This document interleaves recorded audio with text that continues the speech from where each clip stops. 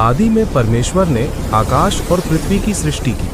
पृथ्वी बेडौल और सुनसान पड़ी थी और गहरे जल के ऊपर अंधियारा था तथा परमेश्वर का आत्मा जल के ऊपर मंडराता था।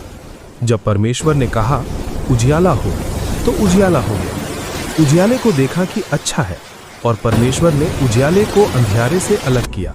और परमेश्वर ने उजियाले को दिन और अंधियारे को रात कहा, तथा सांझ हुई फिर भोर हुआ। इस प्रकार पहला दिन हो गया। फिर परमेश्वर ने कहा जल के बीच एक ऐसा अंतर हो कि जल दो भाग हो जाए। तब परमेश्वर ने एक अंतर बनाकर उसके नीचे के जल और उसके ऊपर के जल को अलग अलग किया, और वैसा ही हो गया। और परमेश्वर ने उस अंतर को आकाश कहा, तथा सांझ हुई फिर भोर हुआ। इस प्रकार दूसरा दिन हो गया। फिर परमेश्वर ने कहा आकाश के नीचे का जल एक स्थान में इकट्ठा हो जाए और सूखी भूमि दिखाई दे, और वैसा ही हो गया। परमेश्वर ने सूखी भूमि को पृथ्वी कहा, तथा जो जल इकट्ठा हुआ उसको उसने समुद्र कहा। और परमेश्वर ने देखा कि अच्छा है।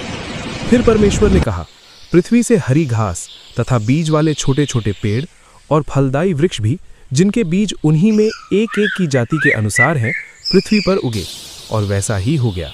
इस प्रकार पृथ्वी से हरी घास और छोटे छोटे पेड़, जिनमें अपनी अपनी जाति के अनुसार बीज होता है, और फलदायी वृक्ष, जिनके बीज एक एक की जाति के अनुसार उन्हीं में होते हैं, उगे।